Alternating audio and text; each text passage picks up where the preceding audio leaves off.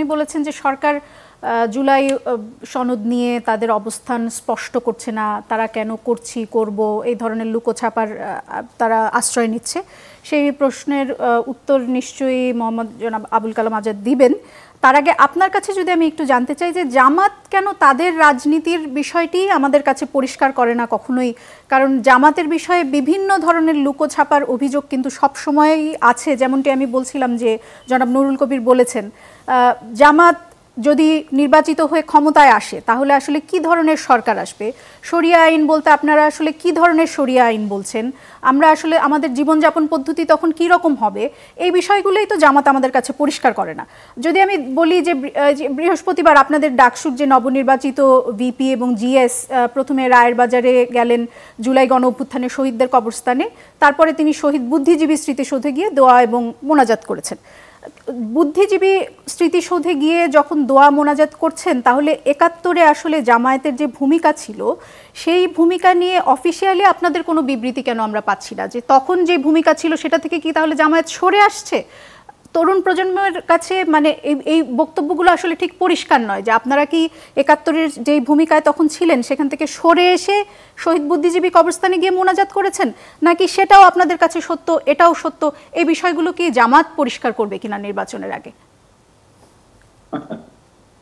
আপনি আগের প্রশ্ন থেকে সরে গেছেন। আপনার আগের না, আমি আগের প্রশ্ন থেকে সরে যাইনি। নুরুল কবির সাহেব কি বলেছেন? জি জি, তিনিও এই কথাই বলেছেন। তিনি বলেছেন যে সরকার আমরা চাই, তার উত্তরটি দিতে দেয় না। কি সরকার আমরা চাই এটা বলছেন। আপনারা দেখেন না জামাত ইসলামী সরকারে অংশগ্রহণ করে নাই? করেছে তো। 4 দলীয় জোট সরকারের আমলে জামাত ইসলামী সরকারে অংশগ্রহণ করেছে, দুটো মন্ত্রণালয় চালিয়েছে। তো সেখানে কি হয়েছে, কার কি অসুবিধা হয়েছে? Jamaat Islami is a democratically elected political প্রসেসে 100% ওয়ার্ক করবে। এবং দেখবেন জামাতের যদি দেশের মানুষ জামাতকে বিশ্বাস করে ভোট দেয় তাহলে transparent, accountable, innovative, creative idea দেখতে পাবেন।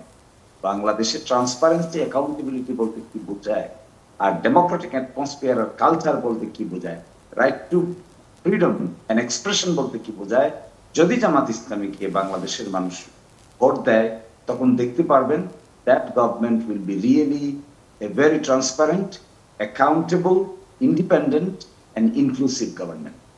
সেখানে সকল ধর্মের, সকল মতের, সকল পথের, irrespective of race, sex, color, religion, সকলেই সেই গভর্নমেন্টে অংশগ্রহণ করার সুযোগ পাবে। That would be Jamaat's model. এবং এই জামাত ইসলামীর মডেলটা আমি আজকে আপনাকে পরিষ্কার করে দিচ্ছি। জামাত ইসলামীর model will be such an innovative model, যার একটা মাত্র এক্সাম্পল আপনারা দেখতে পেয়েছেন ডাকসু নির্বাচনে এবং জাকসু নির্বাচনে। Jamaat Islami is thinking how to include different religion background people, এবং আজকে যারা নুরুল কবির সাহেব যা বলছেন এগুলো সবই স্পষ্ট হয়ে যাবে। হয়তো তিনি বিতর্কের কারণে বলতে পারেন, আমরা যারা এই ক্রিটিসিজম করেন তাদের প্রতি উই শো রেসপেক্ট। অবশ্যই নুরুল কবির সাহেবের একজন বোদ্ধা মানুষ, জ্ঞানী মানুষ, I have full respect for him. কিন্তু আপনারা কি ধরনের গভর্নমেন্ট চাচ্ছি? আপনি দেখবেন transparent, accountable, democratically elected government.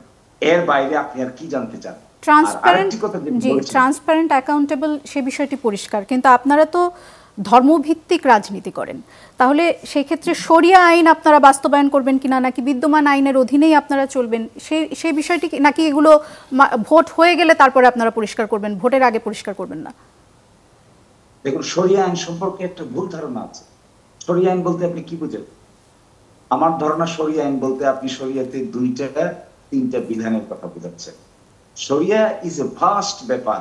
এই যে আমি আপনার সঙ্গে শরিয়া আইন বলতে জামাতে ইসলামী কি বুঝে জনাব শিশিরমণি, সেটি যদি আপনি আমাদেরকে পরিষ্কার করেন। বলছি, আমি আপনাকে উত্তরটা দিতে দেন না প্লিজ। শরিয়া আইন বলতে বোঝাচ্ছি যেমন এই যে আমি আপনার সঙ্গে কার্টেসি মেইনটেইন করে কথা বলছি, দিস ইজ পার্ট অফ শরিয়া। এই যে বাংলাদেশে আপনি ইসলামী ব্যাংকিং সিস্টেমে ট্রানজাকশন করছেন, this is also part of শরিয়া। এই যে আমরা একটা অ্যাকাউন্টেবিলিটি, ট্রান্সপারেন্সির কথা বলছি, this is also part of শরিয়া। এই যে আমরা due respect, privacy, right to privacy এবং রাইট টু ফ্রিডম এন্ড এক্সপ্রেশনের কথা বলছি, দিস ইজ পার্ট অফ শরিয়া। Constitutionally guaranteed fundamental rights are also part of শরিয়া। কিন্তু এর বাইরে গিয়ে ওই যে আপনি হত্যা সংক্রান্ত কিংবা বিচার সংক্রান্ত দু একটি বিধানের কথা বলছেন, একই সাথে ও নারীদের প্রতি যে আচরণ, এই আচরণটাকে বাংলাদেশে ইসলামের প্রেক্ষাপটে অত্যন্ত বাজেভাবে উপস্থাপন করা হয়েছে। বলা হয়েছে জামাত ইসলামী আসলে হাঁটতে দেওয়া হবে না, রাস্তায় যাইতে দেওয়া হবে না, এবং বের হইতে দেওয়া হবে না, সন্ধ্যার মধ্যে ঘরে থাকতে হবে। এই যে অপপ্রচারগুলোর জবাব ঢাকা বিশ্ববিদ্যালয়ে ডাকসু এবং জাকসুতে দিয়েছে ছাত্ররা, যে জামাত ইসলামী কিংবা ইসলামী ছাত্র শিবির কি ধরনের ইনক্লুসিভ মডেল এস্টাবলিশ করতে চায়, this has been crystal clear. এরপরে এরকম বাস্তব মডেল প্রকাশ করার পর ছাত্ররা এটা সাপোর্ট করেছে ওভারওয়েলমিংলি। ঢাকা বিশ্ববিদ্যালয়ে সাপোর্ট করেছে, জাকসুতে সাপোর্ট করেছে, ওভারওয়েলমিং করে নাই, মেজরিটিতে সাপোর্ট করেছে। তাহলে this is an wake up call given by Jamaat's background people. যদি তাই হয়ে থাকে, if the people of Bangladesh accept their call, we have nothing to say. People of Bangladesh are, in our humble submission, our humble understanding, people of Bangladesh are taking this model with positive and good grace. So what we are thinking to create a model, যে মডেলটা নাকি একটা inclusive model হবে এবং people of Bangladesh will accept it. এইটাও শরিয়ার part. আমি জানি না এই মডেলের, এরকম মডেলের কোনো উদাহরণ কি আপনি আমাদেরকে দিবেন? বিশ্বের কোনো দেশে আছে নাকি আপনার মনে হয় যে বাংলাদেশই সেটি প্রথম চালু করবে? তাহলে you have to look back to 3-4 models. এখন পর্যন্ত সারা দুনিয়াতে 3-4 মডেলস আছে। এক মডেল হয়েছিল তিউনিসিয়াতে, এক মডেল হয়েছিল তুরস্কতে, আরেক মডেল এক সময় হয়েছিল আলজেরিয়াতে।